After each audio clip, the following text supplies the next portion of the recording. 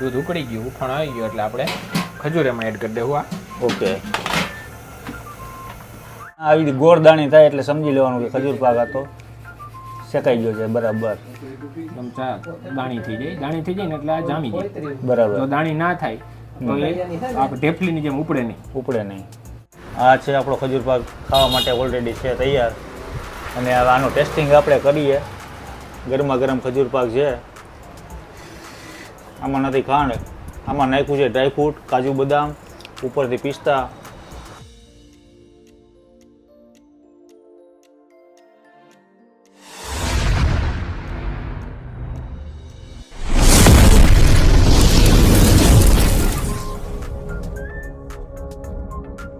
Video તો તમે બધાએ જોયો, ખૂબ સરસ હતો. અને એ પણ સાકરવાળા હળદિયા હતા. અને અત્યારે બનવા જઈ રહ્યું છે આપણે ખજૂર પાક. શું બને છે? ખજૂર પાક. ખજૂર પાક બને છે.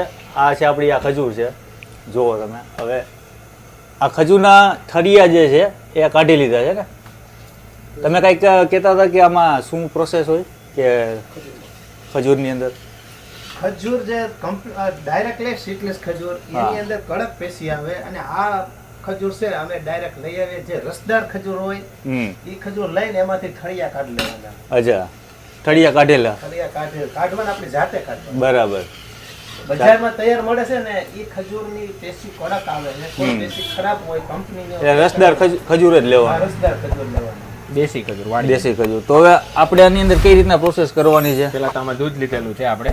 અચ્છા, દૂધ ઉકળી ગયું, ઉફાણ આવી ગયું એટલે આપણે ખજૂર એમાં એડ કરી દેવું. ઓકે, ખજૂર આમાં એડ કરી નાખી. હવે આને કેટલો ટાઈમ સુધી ચલાવવાનું છે કે ખજૂર ઓગળે નહીં ત્યાં સુધી? માવો ઓગળીને કમ્પ્લીટ ખજૂર પાક માવો થઈ જાય આખો, ત્યાં સુધી સતત એને ચાલુ જ રાખવાનું. ખજૂર અંદર એડ કરી નાખી જાય જ્યાં સુધી એક માવો ન બની જાય ત્યાં સુધી આને આમને આમ કન્ટિન્યુ ઉકાળતું રહેવાનું છે. જતીનભાઈ, આ બજારમાં જે ખજૂર મળે છે એ આ ખજૂર કંઈક તમારો અલગ છે અને બજારમાં મળતો એ ખજૂર અલગ છે. આ તો હું ફર્સ્ટ ટાઈમ જોઉં છું ખજૂર પાક કઈ રીતના બને છે. તમારી થિયરી કંઈક અલગ જ છે. આપણે દૂધમાં જે આપણે બોઇલ કરી અને જે ખજૂર પાક બનાવીએ એમાં જે પેચી છે એ પૂરેપૂરી ગળી જાય છે.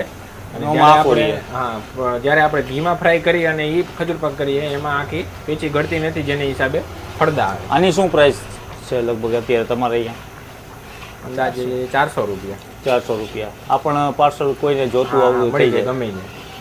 આમાં કોઈ પણ જાતની ખાંડનો યુઝ કરવામાં નથી આવતો.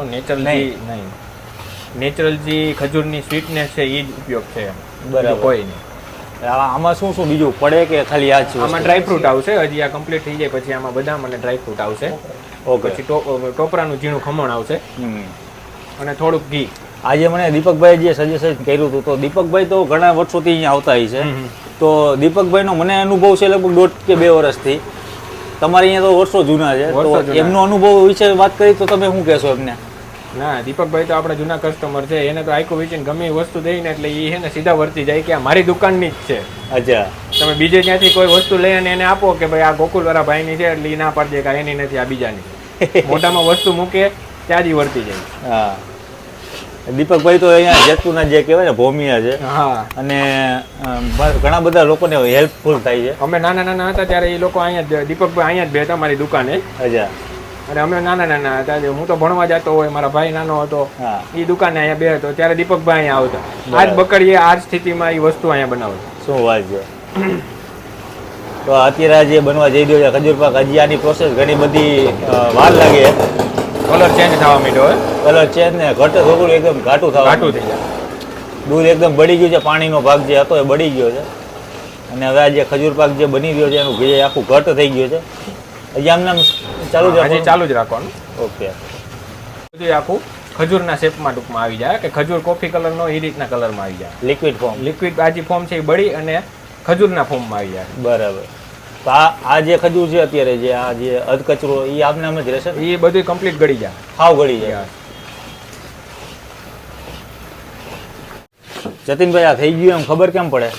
હજી થોડીક વાર લાગશે, કેમ કે આને જે ફ્લેમ ધીમી કરી હાથમાં લેતા આમ અલગ ગોળી વરી જાય એવું આપણે ફીલ થાય કે ભાઈ ગોળી વરી ગઈ છે એટલે આ માલ રેડી. હજી ગોળી વરતી નથી. ઓકે. થોડુંક હજી પાણીનો ભાગ અંદર છે. બરાબર. એટલે અનુભવીઓ એના જ કામનું છે. બાકી તો ધ્યાન પડતું હોય ને તો આપણાથી થઈ જાય, ઘરેથી ગમે તે થઈ જાય. તમારું બાકી ધ્યાન કન્ટિન્યુ સતત આમ હાથ હલાવો જ ચાલુ પડે. રાખો, જો થોડીક વાર તમે કાંઈ બીજા કામમાં રચ્યા પચ્યા રહ્યો તો નીચે બેસી જાય. બેહી જાય. તમને આમાં ક્યાંય દૂધ દેખાશે નહીં. આખો જે બ્રાઉન કલર થઈ ગયો છે ખજૂરનો જ છે, ખજૂર નેચરલ. નેચરલ ખજૂર. હવે આ પાકી ગયું ને, યસ, પાકી ગયું. જ્યાં આવી ગોળ દાણી થાય એટલે સમજી લેવાનું કે ખજૂર પાક આ તો શેકાઈ ગયો છે બરાબર. એકદમ દાણી થઈ જાય, દાણી થઈ જાય ને એટલે આ જામી જાય. બરાબર. જો દાણી ના થાય તો એ આપણે ઢેફલીની જેમ ઉપડે નહીં, ઉપડે નહીં. દાણી થવા માંડી કમ્પ્લીટ. તો અત્યારે રેડી છે ને? પછી આ આમ જોઈને તો 90% કમ્પ્લીટ થયો કહેવાય. બરાબર. અને હજી કાઢી અને 2-3 ઇન્ગ્રીડિયન્ટ્સ એડ કરી એટલે 100% ખજૂર પાક ઓકે. અત્યારે આની ઉપર શું નાખ્યું છે? આ ઝીણું ખમણ નાખેલું છે ટોપરાનું. બરાબર. આપણે જે ઓલો માવો બનાવ્યો હતો હા, એ માવાથી નહીં ખજૂર પાક માવાથી બને? એ થાય. આપણે જે આમાં યુઝ કરેલું દૂધ હતું ને એ ગાયનું જ હતું, બરાબર. એટલે એ ગાયના દૂધનો માવો તો થઈ ગયો જ આમાં. બરાબર.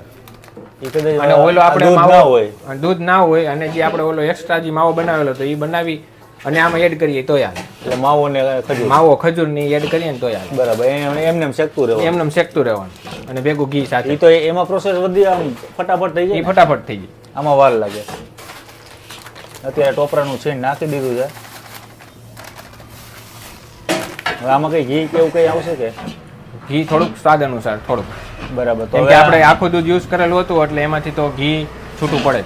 આમાં ખાંડનો ભાગ નહીં આવે. ખાંડનો ભાગ 1% નહીં.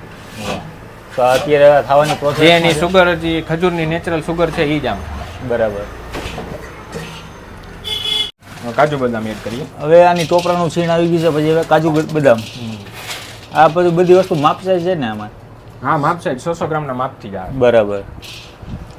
કાજુ બદામનું જે કટકા કરીને અંદર નાખ્યા છે ને આને હવે મિક્સ કરી દેવાનું છે. એટલે હવે પ્રોસેસ રેડી છે? ઓકે. ના, એક સરખું મિક્સ કરવાનું છે. હા, હા, મિક્સ થઈ જાય જે પછી એના પછી શું આવશે? થોડુંક ઘી આવશે બરાબર. સ્વાદ અનુસાર થોડુંક.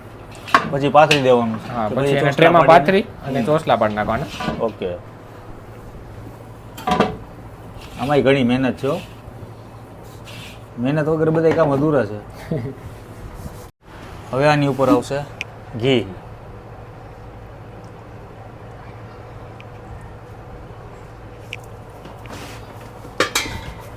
આને હવે મિક્સ કરી દેવાનું. એ પ્રોપર મિક્સ થઈ જાય પછી આને ટ્રેમાં આપણે ઢાળી દઈએ. બરાબર.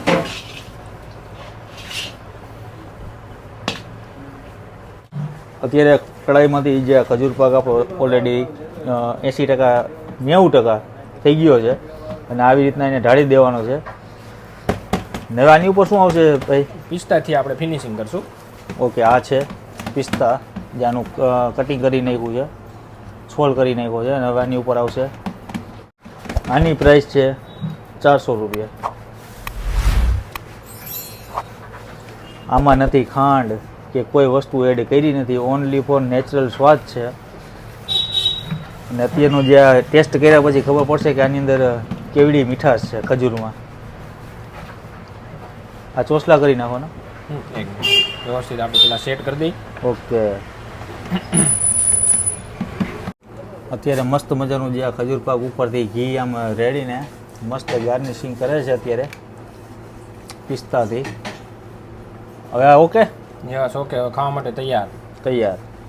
હવે તમારે ચોસલા પાડી હમ ખાવા માટે રેડી. તમારે ઘરે બનાવવો તો પણ બની જાય. આપણે ટેસ્ટિંગ કરવાના છીએ કેવો ખજૂર પાક છે તમને બતાવું. આ છે આપણો ખજૂર પાક ખાવા માટે ઓલરેડી છે તૈયાર. અને હવે આનું ટેસ્ટિંગ આપણે કરીએ. ગરમા ગરમ ખજૂર પાક છે. આમાં નથી ખાંડ, આમાં નાખ્યું છે ડ્રાયફ્રૂટ, કાજુ બદામ, ઉપરથી પિસ્તા અને માવો છે ને? હા, ઓમ દૂધમાં આપણે ડાયરેક્ટ બનેલું છે એટલે દૂધનો માવો થઈ ગયો. નારિયેળનું છીણ. નારિયેળનું છે. આટલી મીઠાશ છે.